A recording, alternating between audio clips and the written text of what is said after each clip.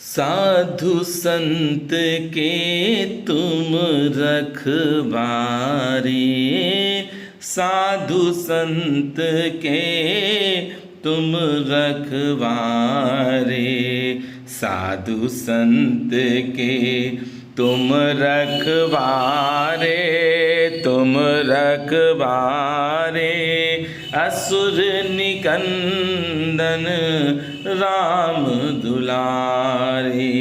श्री राम जय राम, जय जय राम। आज आप ऐसे अद्भुत संत के दर्शन कर रहे हैं। ऐसा माना जाता है कि सियाराम बाबा का जन्म महाराष्ट्र के मुंबई में हुआ था और उन्होंने 7वीं या 8वीं क्लास तक पढ़ाई भी की थी। वहीं किसी संत से संपर्क हुआ, उसके बाद वैराग्य धारण करने का विचार आया। उन्होंने घर त्याग दिया और तप करने हिमालय चले गए। हालांकि इसके बाद का जीवन काफ़ी रहस्यमयी है महाराज जी का, और इस बारे में शायद ही किसी के पास कोई जानकारी हो। सियाराम बाबा की एक खास बात यह है कि वो दान में सिर्फ 10 रुपए ही लेते हैं। अगर कोई 10 रुपए से ज़्यादा उन्हें दान दे तो वो बाकी पैसे उसको लौटा देते हैं। कहते हैं कि एक बार अर्जेंटीना व ऑस्ट्रेलिया के कुछ लोग बाबा के दर्शन करने के लिए आश्रम गए। उन्होंने 500 रुपये बाबा को दान में दिए, लेकिन बाबा ने 10 रुपये लेकर बाकी पैसे उन्हें लौटा दिए। इसके अलावा सियाराम बाबा समाज कल्याण में भी अपनी भागीदारी देते हैं। मीडिया रिपोर्टों के माने तो बाबा ने नर्मदा घाट की मरम्मत और बारिश से बचने के लिए शेड बनवाने के लिए 2,57,00,000 रुपए दान में दिए। ये पैसा उन्हें आश्रम में जो आते हैं भक्त उनसे मिलता है, और सियाराम बाबा ने वह सरकार को दे दिया। सियाराम बाबा बहुत ही साधारण है। यही वजह है कि योग और अध्यात्म के मामले में भारत का स्थान शीर्ष पर है। वहीं योग की बारीकियों को जानने व सीखने के लिए विश्व के कोने कोने से लोगों का भारत में आगमन होता रहता है। इसी क्रम में हम आपको मध्य प्रदेश के ऐसे ही संत महाप्रभु के दर्शन करा रहे हैं, जिनकी एक झलक के लिए न सिर्फ देश बल्कि विदेशों से भी भक्तों का आगमन होता रहता है। मैं भी पहुंचा हूं, मैंने भी दर्शन किए हैं, बड़ा आनंद आया। हम बात करने जा रहे हैं सियाराम बाबा जी की, और उन्हीं की बात करते रहेंगे, क्योंकि नाम जिसका इतना सुंदर है तो वो कितने सुंदर हैं ये आप स्वयं देखिए।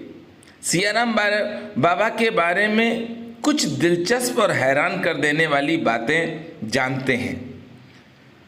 हम जिन संत के बारे में आपको बता रहे हैं वो सियाराम बाबा हैं। मध्य प्रदेश के खरगोन जिले में नर्मदा तट पर स्थित भटवाड़ आश्रम में संत श्री रहते हैं। बाबा की उम्र 109 वर्ष की बताई जाती है। हालांकि कोई इनकी उम्र बता नहीं सकता है। कोई कहता है 80 वर्ष के हैं, मुझसे तो 90 वर्ष बताए हैं, और कोई कहता है 130 वर्ष के हैं। मीडिया ने तो ये कहा है कि लगभग 130 वर्ष के सियाराम बाबा जी हैं। ठंड हो, बरसात हो या फिर भीषण गर्मी हो, बाबा लंगोट के अतिरिक्त कुछ धारण नहीं करते हैं। ग्रामीण बताते हैं कि आज तक उन्होंने बाबा को कभी पूर्ण वस्त्रों में नहीं देखा। श्रद्धालु बताते हैं कि बाबा 10 सालों तक खड़े होकर, एक पैर पे खड़े होकर तप किया है। बाबा के बारे में किसी को अधिक जानकारी नहीं है। ग्रामीणों के मुताबिक बाबा हनुमान जी के भक्त हैं। नर्मदा किनारे ही हनुमान जी का एक छोटा सा मंदिर है, लेकिन किसी विवाद के चलते मंदिर को दीवार से पूरा ढक दिया। ग्रामीणों का कहना है मंदिर पर दीवार होने के बाद कान लगाने पर भी घंटी की आवाज़ आती है। ग्रामीण बताते हैं कि बाबा वर्षों पूर्व महाराष्ट्र से नर्मदा किनारे आए थे। आश्रम में आने वाले श्रद्धालुओं में बाबा सिर्फ उन भक्तों से 10 रुपये ही दान में लेते हैं। अगर कोई ज़्यादा रुपए चढ़ाता है तो सेवादार 10 रुपये लेकर बाकी रुपए लौटा देते हैं। महान संत हैं ये सियाराम बाबा। इतिहास गवाह है कि भारतीय संतों ने योग और ध्यान के बल पर पूरे विश्व को चौंकाने वाला काम किया है। साथ ही कठिन साधना के जरिए इंद्रियों को संयम रखने और शरीर को हर मौसम में अनुकूल बनाकर भी सबको हैरान किया है। सियाराम बाबा ने 12 साल तक मौन व्रत भी धारण किया था। कोई नहीं जानता था बाबा कहाँ से आए हैं। बाबा ने मौन व्रत तोड़ा और पहला शब्द सियाराम बोले। तब से गांव वाले उनको सियाराम बाबा कहते हैं। मुकुंद, केवट, राजेश, पूनम चंद, हरीश बुजुर्ग गांव के बताते हैं कि बाबा 50 से 60 साल पहले यहाँ पर आए थे। ये मध्य प्रदेश के खरगोन जिले में नर्मदा माँ के तट पर स्थित भटियाण आश्रम के संत श्री सियाराम बाबा जी हैं। इनकी उम्र गांव वाले 109 वर्ष भी बता रहे हैं। भारत भूमि संतों की तपस्थली के रूप में जानी जाती है। आम जनता के लिए ये तप स्थल ही तीर्थ बन जाते हैं। ऐसे ही एक संत भटियाण के सियाराम बाबा हैं जिनके आप दर्शन कर रहे हैं। सियाराम बाबा के बारे में कहा जाता है कि उनकी उम्र 100 वर्ष। अपना अपना आकलन वक्त लगाते हैं, पर सही आकलन किसी के पास नहीं है कि बाबा की उम्र क्या है। बाबा रात के 1 बजे भी भोजन कर लेते हैं, 1:30 बजे भी भोजन कर लेते हैं, 12 बजे भी भोजन कर लेते हैं। सेवक ने मुझे बताया कि बाबा का जब मन होता है तब भोजन लेते हैं। सुबह महाराज जी उठ जाते हैं 5 बजे। रात में किसी भी समय सोए पर सुबह 5 बजे उठते हैं। 7 बजे बैठ जाते हैं। यहाँ पर दिन भर भक्तों को ब्लैक टी दी जाती है। भक्त जो भी आते हैं उनको ब्लैक टी प्रसाद के रूप में दी जाती है। बाबा के पास जो भी भक्त प्रसाद लेकर आते हैं, बाबा वह प्रसाद भक्तों को ही बांट देते हैं। ऐसे अद्भुत निराले अलवेले संत महाप्रभु के आज आप दर्शन कर रहे हैं। परम सौभाग्यशाली मैं भी हूँ, क्योंकि पहले मैंने वीडियो देखा था सियाराम बाबा जी का। देखते देखते प्रेम उमड़ा और उमड़ते उमड़ते महाराज जी के आश्रम में रात के 2:30 बजे पहुंच गए। बहुत से संत कहते हैं कि भगवान से प्रेम करो, संत से प्रेम करो। इसका सबसे बड़ा उदाहरण मैं हूं। प्रेम किया और प्रेम करने पर ही सियाराम बाबा के मुझे दर्शन हुए। भक्त के बस में है भगवान, भक्त के बस में है भगवान। कोई भी भक्त आए, अमीर हो चाहे गरीब हो, एक ही जगह पर बैठालते हैं। ना अमीर को देखते हैं, ना गरीब को देखते हैं, बस अपनी रामचरितमानस देखते हैं। दिन रात रामचरितमानस पढ़ते हैं और सामने टीवी पर रामचरितमानस चलती भी रहती है। भक्त बड़े श्रद्धा के साथ आते हैं, बाबा के दर्शन करते हैं। मैं एक बात और शेयर करना चाहता हूँ आपको। माँ नर्मदा का तट कहीं पर भी हो, वहाँ पर आपको अलबेले अनोखे अद्भुत संत मिलेंगे। माँ नर्मदा के तट पर संत जो आपको मिलेंगे वो दुनिया से बिल्कुल अलग होंगे, क्योंकि वह वही होंगे जो तपस्वी संत होंगे। दिन रात रामचरितमानस पढ़ते हैं महाराज जी।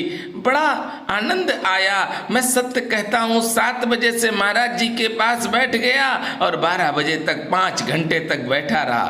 कई भक्तों की लाइव बात कराई, महाराज जी ने देखा उन भक्तों को भी, लेकिन महाराज जी बोलते नहीं हैं। महाराज जी तभी बोलते हैं जब जरूरत हो। सबसे बड़ी बात है कि पूरा शरीर आप देखिए महाराज जी का, वस्त्र नहीं पहनते, एक लंगोट पहनते हैं। जितना जटाओं का वजन है उतना शरीर का वजन है महाराज जी के। महाराज जी को जब हमने श्री हनुमान जी महाराज को चोला चढ़ाते देखा तो बड़ा आनंद आया, क्योंकि वह दिन था शनिवार का। मेरा शनिवार को चोला छूट गया था। एक हमारे ज्योतिष के आचार्य हैं बड़े भाई, उनसे हमने कहा कि महाराज जी चोला चढ़ाने वाले हैं। बोले मनोज तुम बहुत सौभाग्यशाली हो, क्योंकि आज तुम्हें चोला चढ़ाना था और आज महाराज जी चोला चढ़ा रहे हैं। तुम शामिल हो रहे इस पूजा में, कहीं जाना नहीं, अभी जाना नहीं आश्रम से, पूजा पूरी देख कर ही जाना। बड़ा अद्भुत श्रृंगार हमने हनुमंत लाल जी का देखा है। आज तक इस पूरे संसार में ऐसा श्रृंगार करते हुए हनुमंत लाल जी का मैंने नहीं देखा, न मैं कर पाता हूँ। मैं स्वयं भी नहीं ऐसा श्रृंगार कर पाता हूँ। बड़ा आनंद, अद्भुत आनंद।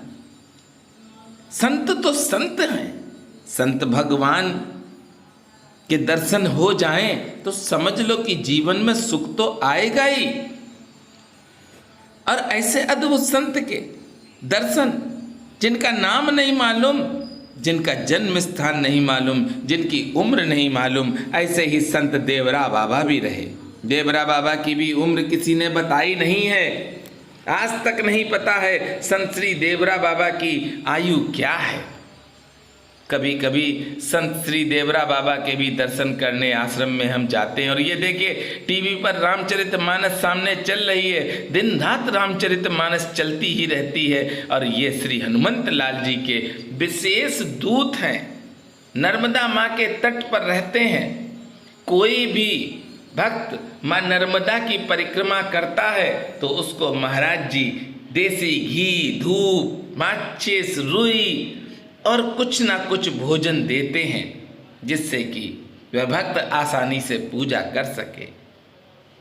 बड़ा आनंद आया। मैंने सोचा कि वीडियो तो बनाता ही हूँ, आप सबको बराबर दर्शन कराता रहूं। देखिए आनंद के साथ महाराज जी बैठे हैं, रामचरितमानस रखी है। मेरे साथ प्रेम से बोलेंगे, बोलिए बाबा नीप करोरी महाराज की जय, बोलिए श्री हनुमंत लाल की जय।